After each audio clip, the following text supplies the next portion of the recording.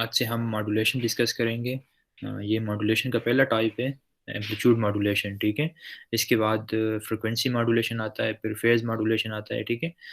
और ये सारे जो है ये एनालॉग मॉड्यूलेशन के टाइप से, ठीक है। एम्पलीट्यूड मॉड्यूलेशन क्या है?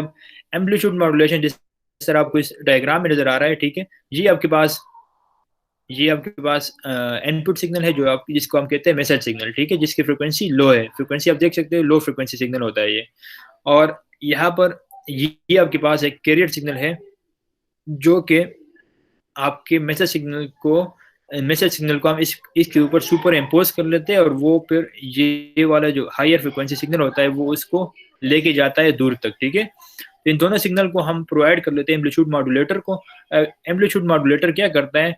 वो असल में आपका जो कैरियर सिग्नल है उसके एम्पलीट्यूड को वेरी करता है with respect to your message signal, ठीक है। जबकि उसका जो कैरियर सिग्नल का जो फ्रिक्वेंसी होगा वो सेम रहेगा, और उसका फेज भी सेम रहेगा। फेज और फ्रिक्वेंसी कांस्टेंट रहेंगे, जबकि उसका एम्पलीट्यूड जो है ना वो वेरी होगा with respect to the message signal. तो ये एम्पलीट्यूड मॉड्यूलेशन है।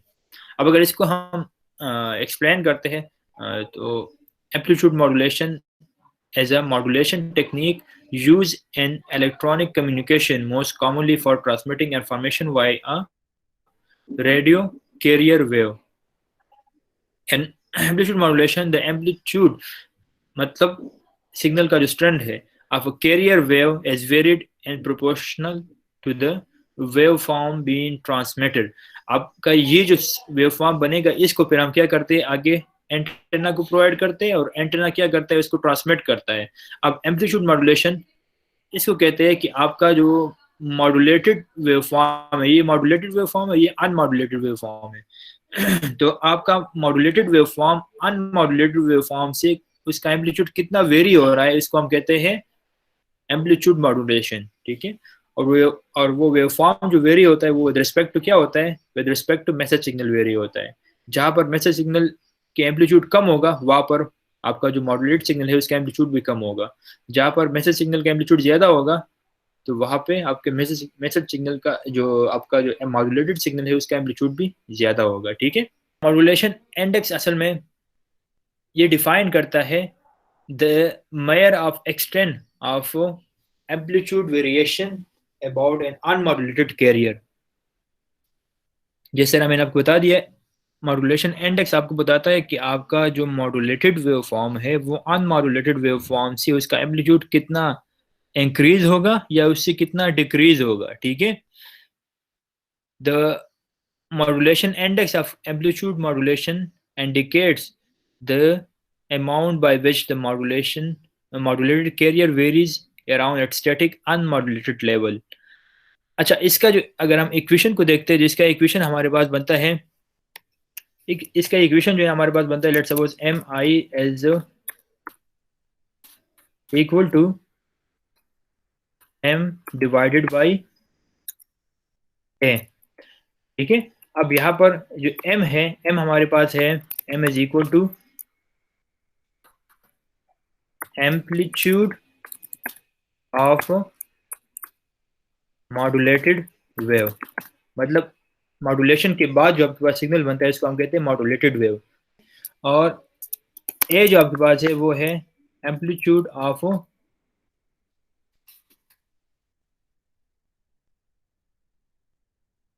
ऑफ कैरियर सिग्नल, ठीक है। तो मॉड्यूलेशन इंडेक्स जो आपके पास होता है वो असल में बराबर होता है amplitude of a modulated signal divided by amplitude of carrier signal, ठीक है। अब इसके बिहाफ पे, मॉड्यूलेशन इंडेक्स के बिहाफ पे हम एम्पलीट्यूड मॉड्यूलेशन को हम क्या कर सकते हैं, 3 कैटेगरी में डिवाइड कर सकते हैं, ठीक है। अब ये स्लाइड में नहीं है, लेकिन मैं आपको वैसे बता रहा हूँ। एक हमारे पास आता है ओवर मॉड्यूलेटेड वेव फॉर्म, ठीक है। एक क्रिटिकल मॉड्यूलेटेड और एक अंडर मॉड्यूलेटेड, ठीक है। अब लेट सपोज अगर आपकी जो मॉड्यूलेशन इंडेक्स है इसकी वैल्यू 1 से ग्रेटर हो, ठीक है, तो उस केस में क्या होगा, आपका जो आउटपुट मॉड्यूलेटेड वेवफॉर्म आएगा तो वो उसको हम कहेंगे ओवर मॉड्यूलेटेड वेवफॉर्म, ठीक है, ओवर मॉड्यूलेशन उसमें होगी। अगर आपकी एम आई की वैल्यू, मॉड्यूलेशन इंडेक्स की वैल्यू वो 1 के बराबर हो तो उसको फिर हम कहते हैं क्रिटिकल मॉड्यूलेशन, ठीक है। और अगर आपकी जो क्या कहते हैं मॉड्यूलेशन इंडेक्स की वैल्यू वो बराबर हो लेस देन 1 के, तो इस केस में फिर हम इसको कहते हैं अंडर मॉड्यूलेशन, ठीक है। लेकिन नॉर्मली जो हम एम्पलीट्यूड मॉड्यूलेशन करते हैं उसमें हम मॉड्यूलेशन इंडेक्स की वैल्यू हम हमेशा फ्रॉम 0 to 1 इसके दरमियान में हम लेते हैं, ठीक है। अब इसको देखते हैं कि अगर हम इसकी वैल्यू को हम वेरी करेंगे तो आपके पास मतलब वेवफॉर्म किस तरह बनेगा। अच्छा, अगर आप मॉड्यूलेशन इंडेक्स की वैल्यू अगर आप 1 रखते हैं, ठीक है, तो इस केस में आपके पास ये क्रिटिकल मॉड्यूलेशन वेवफॉर्म बनेगा। ये आपके पास क्या होगा, क्रिटिकल मॉड्यूल, इसको हम कहते हैं क्रिटिकल मॉड्यूलेटेड वेवफॉर्म। इसमें अगर आप देख लें आपका जो मैक्सिमम एम्पलीट्यूड है वो आपके कैरियर की अनमॉड्यूलेटेड, ये आपके पास अनमॉड्यूलेटेड लेवल है, ठीक है। मतलब अगर कैरियर का आपने मॉड्यूलेशन नहीं की हुई उसका मैक्सिमम एम्पलीट्यूड इतना होगा, ठीक है। और ये मॉड्यूलेशन के बाद इसका मैक्सिमम एम्पलीट्यूड है। तो अगर आप क्रिटिकल केस में देखते हैं तो क्रिटिकल केस में क्या होता है, आपका जो मॉड्यूलेटेड वेव फॉर्म होता है उसका मैक्सिमम एम्पलीट्यूड आपकी अनमॉड्यूलेटेड वेव फॉर्म के डबल के बराबर होता है। लेट्स सपोज अगर कैरियर की एम्पलीट्यूड 5 था तो आपके पास जो मॉड्यूलेशन के बाद जो सिग्नल बनेगा उसका एम्पलीट्यूड 10 हो जाएगा, ठीक है। और इसका मिनिमम एम्पलीट्यूड होगा वो 0 होगा। तो इस केस को हम कहते हैं क्रिटिकल मॉड्यूलेशन, ठीक है। और इस केस में आपके पास एम आई की वैल्यू इक्वल टू 1 होगी। दूसरा केस हमारे पास है अंडर मॉड्यूलेशन, ठीक है। अंडर मॉड्यूलेशन में क्या होगा, लेट सपोज अगर आपके पास कैरियर की जो एम्पलीट्यूड था वो 5 था, कैरियर का एम्पलीट्यूड 5 था और आपका जो मॉड्यूलेशन के बाद जो सिग्नल बन गया उसका मैक्सिमम एम्पलीट्यूड 7.5 है, ठीक है। तो 7.5 का मतलब क्या हुआ कि उसका एम्पलीट्यूड जो है वो कितना वेरी हो गया, आपकी कैरियर की हाफ की एम्पलीट्यूड के इक्वल हो गया, ठीक है। उसका हाफ एम्पलीट्यूड, कैरियर का एम्पलीट्यूड टोटल 5 था और इसका हाफ कितना बन जाएगा 2.5। तो अगर 5 के साथ हम 2.5 जमा करते हैं 7.5 आता है। तो ये जो हमारे पास है ये अंडर मॉड्यूलेशन है, इसमें हमारे पास जो एम आई की वैल्यू है वो लेस देन क्या है 1 है। और अगर आप ओवर मॉड्यूलेशन की बात करते हैं, मतलब कि अगर आपके पास मॉड्यूलेशन इंडेक्स की वैल्यू 1 से ग्रेटर हो तो इसकी इस केस में फिर आपके पास इस तरह सिग्नल आता है, ठीक है। अब ये केस हम ज़्यादा यूज़ नहीं, क्योंकि यहाँ पर क्या होता है आपका इंफॉर्मेशन लॉस हो सकता है। ये जो आपको जगह नज़र आ रही है यहाँ पर क्या हो रहा है, यहाँ पर आपके पास जो कैरियर सिग्नल है उसका फेज जो है ना उसमें शिफ्ट आ रहा है, 180 डिग्री का शिफ्ट आ रहा है, जिसकी वजह से आपका इंफॉर्मेशन लॉस हो सकता है, ठीक है। तो ये जो ओवर मॉड्यूलेशन है ये हम अवॉइड करते हैं। हम मोस्टली क्या करते हैं, या तो अंडर मॉड्यूलेशन करते हैं या हम क्रिटिकल मॉड्यूलेशन करते हैं, ठीक है। अच्छा जी मैटलैब में अच्छा जी मैटलैब मैंने ओपन कर लिया। अब क्या करना है, सबसे पहले आपने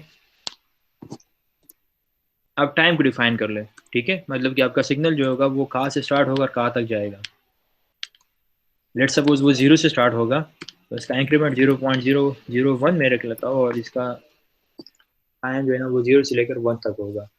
इसके बाद हम क्या करते हैं, कैरियर और मैसेज सिग्नल की फ्रिक्वेंसी को डिफाइन करते हैं। तो कैरियर की मैसेज सिग्नल की फ्रिक्वेंसी लेट सपोज हम इसको किस वेरिएबल में सेव करते हैं, एफएम में स्टोर करते हैं, ठीक है। FM let suppose input command हम यूज़ करते हैं। इनपुट कमांड किस लिए यूज़ होता है, इनपुट कमांड हम इसलिए यूज़ करते हैं अगर आपने रन टाइम में प्रोग्राम आपने रन कर दिया उसके बाद आपने कोई वैल्यू प्रोवाइड करनी है तो इसके लिए हम क्या करते हैं, इनपुट कमांड यूज़ करते हैं, ठीक है। इसको हम लिख लेते हैं फ्रीक्वेंसी ऑफ मैसेज सिग्नल।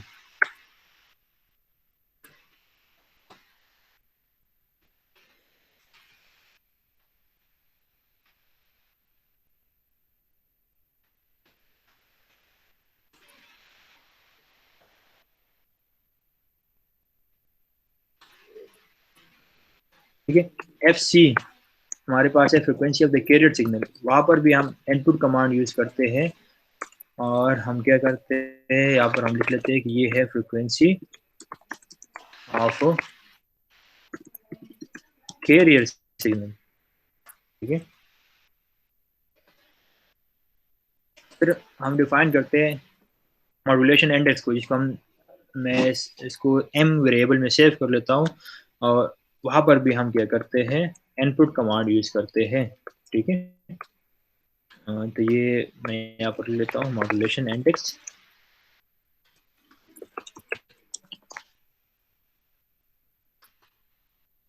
ठीक है, ये तो हमारे पास वेरिएबल डिफाइन हो गए।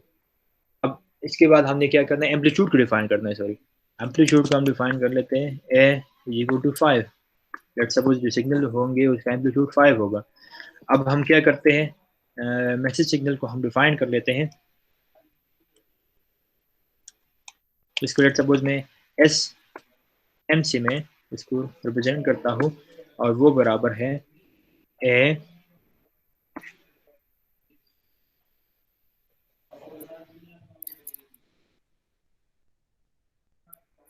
ए sine 2 pi A N two sine 2 pi F. ये मैसेज सिग्नल है, इसलिए हम इसमें यहाँ पर फ्रिक्वेंसी कौन सी लिखते हैं, एफ एम हम लिख लेते हैं, ठीक है, एन टू टी।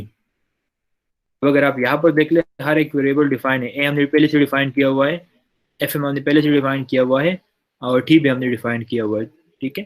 तो होपफुली यहाँ पर कोई एरर हमें नहीं मिलेगा। अब यहाँ पर हम क्या करते हैं, सब प्लॉट यूज करते हैं।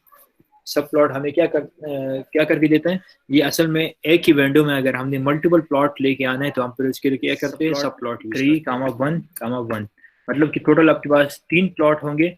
उसमें पहले रो पहले कॉलम में जो प्लॉट आएगा वो मैसेज सिग्नल का आएगा, ठीक है। इसके बाद हम इसको प्लॉट करते हैं, plot T comma S M. Carrier signal को डिफाइन कर लेते हैं, वो बराबर होगा A N two sine 2 Y F C N two T. F C carrier signal की फ्रिक्वेंसी है, ठीक है।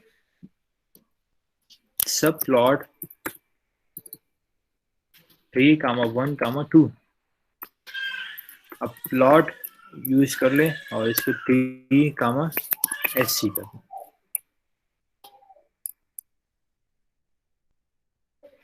ये आपके पास कैरियर सिग्नल भी आ गया, ठीक है। अब इसके बाद हमने एम सिग्नल को डिफाइन करना है, ठीक है। तो वो अगर आपको इक्वेशन याद हो तो वो किसके बराबर था, वो बराबर था ए आपका एम्पलीट्यूड था plus M into message signal, ठीक है। और यहाँ पर multiply with sine 2 pi F C T. तो ये उसका इक्वेशन था, ठीक है।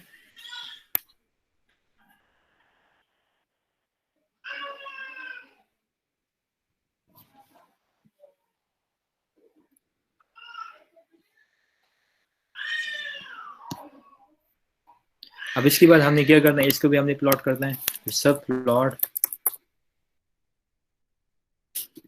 3,1,3, ठीक है। और प्लॉट ई कामा एम, ये आ गया। तो ये आपके पास क्या है, आपका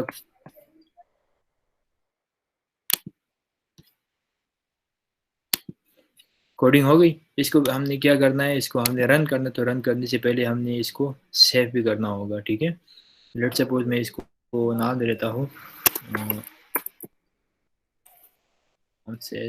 लैब 7 AM, ठीक है। अब इसको जब मैंने रन कर दिया, हमसे वो जो हमने वहाँ पर इनपुट कमांड यूज़ किया हुआ था, तो वही इनपुट कमांड वाले जो वेरिएबल है उसको डिफाइन करने के लिए वो अभी मुझसे मांग रहा है कि इसके अब वैल्यू पुट कर दें। सबसे पहले मुझसे मैसेज सिग्नल की जो फ्रिक्वेंसी है वो मांग रहा है, ठीक है। लेट सपोज मैं इसको कह देता हूँ कि मैसेज सिग्नल की फ्रिक्वेंसी है वो 10 हर्ट्ज है, ठीक है। तो FM में क्या सेव हो जाएगा, 10 सेव हो जाएगा, ठीक है। दूसरा मुझसे मांग रहा है कि आप कैरियर सिग्नल की फ्रीक्वेंसी को डिफाइन कर ले, ठीक है। तो वहां पर मैं लिख लेता हूँ लेट्स सपोज 100, मतलब कि अगर मैसेज सिग्नल की फ्रीक्वेंसी 10 है, 10 हर्ट्ज है, तो कैरियर की मैंने फ्रीक्वेंसी उससे ज्यादा रख ली, ठीक है। आपने हमेशा क्या करना है, कैरियर की फ्रीक्वेंसी आपने हमेशा ज्यादा रखना है फॉर मॉड्यूलेशन पर्पस, ठीक है। तो इसको मैंने 100 कर लिया। अब मॉड्यूलेशन इंडेक्स का पूछ रहा है, तो लेट्स सपोज हम क्या करते हैं, क्रिटिकल मॉड्यूलेशन करते हैं, मतलब कि मॉड्यूलेशन इंडेक्स की वैल्यू हम 1 रख लेते हैं, ठीक ठीक है। तो इस केस में क्या होगा, आपका जो मॉड्यूलेटेड फॉर्म बनेगा उसका एम्पलीट्यूड डबल होगा जो आपका कैरियर सिग्नल का जो एम्पलीट्यूड है उसके मुकाबले में, ठीक है। इसको मैं रन कर लेता हूँ। रन करने के बाद आपके पास वो वेव फॉर्म्स आ गए, ठीक है। ये आपके पास क्या था, मैसेज सिग्नल का जिसका एम्पलीट्यूड कम है, आपको नजर आ रहा है, ठीक है। नहीं एम्पलीट्यूड नहीं, सॉरी, इसकी फ्रीक्वेंसी फ्रीक्वेंसी हमने क्या रखी हुई थी, 10 रखी हुई थी। अगर आप यहाँ पर देख ले 1, ये 2, 3, 4, 5, 6, 7, 8, 9 और 10, मतलब कि 10 साइकिल यहाँ पर पूरे हो रहे हैं, तो ये इसके 10 हर्ट्ज की फ्रीक्वेंसी होगी लेट सपोज। और यहाँ पर ये कैरियर सिग्नल है जिसकी फ्रीक्वेंसी क्या है, हाई है। तो अब इसके हमने कितनी फ्रीक्वेंसी रखी हुई थी, 100 रखी हुई थी, ठीक है। हमने इन दोनों को मॉड्यूलेट कर लिया, तो हमारे पास क्या आ गया, ये एक एम्पलीट्यूड मॉड्यूलेटेड वेवफॉर्म आ गया, ठीक है। अगर आप इसको देखते हैं कैरियर सिग्नल की, तो इसका एम्पलीट्यूड कितना था, 0 से लेकर 5 तक। और हमने कौन सा केस यूज किया था, मॉड्यूलेशन इंडेक्स की वैल्यू हमने 1 रखी हुई थी, ठीक है। तो इसका मतलब क्या हुआ कि आपके पास जो सिग्नल आएगा वो क्या होगा, मॉड्यूलेटेड सिग्नल जो आएगा वो क्रिटिकल मॉड्यूलेशन इसमें होगी। क्रिटिकल मॉड्यूलेशन का मतलब क्या है, मैंने आपको वेवफॉर्म दिखाया होता कि उसमें आपका जो एम्पलीट्यूड होगा मॉड्यूलेटेड वेवफॉर्म का वो डबल हो जाएगा फ्रॉम अनमॉड्यूलेटेड वेवफॉर्म, ठीक है। तो ये अनमॉड्यूलेटेड वेवफॉर्म है, इसका एम्पलीट्यूड 5 है। अगर आप मॉड्यूलेटेड को देखते हैं तो इसका एम्पलीट्यूड डबल हो गया, 10 तक चला गया, देख 0 से लेकर 10 तक, सही है। और जो मिनिमम वैल्यू होगी, मिनिमम वैल्यू क्या होगी, 0 होगी। तो ये यहाँ पर देख ले मिनिमम वैल्यू 0 है, सही है। अब लेट सपोज अगर मैं क्या कर लेता हूँ, इसको मैं लेस देन 1 कर लेता हूँ। अच्छा, इसको मैं दोबारा से रन कर लिया। फ्रिक्वेंसी मैसेज की मैंने 100 रख दी, ठीक है। कैरियर की मैंने सॉरी मैसेज की मैंने 10 रख दी, कैरियर की मैंने 100 रख दी। और मॉड्यूलेशन जो है ना वो मैंने लेट सपोज 0.5 रख दी है, मतलब अंडर मॉड्यूलेशन हम कर रहे हैं, ठीक है। अब इस केस में क्या होगा, चलिए अगर आप देख लें,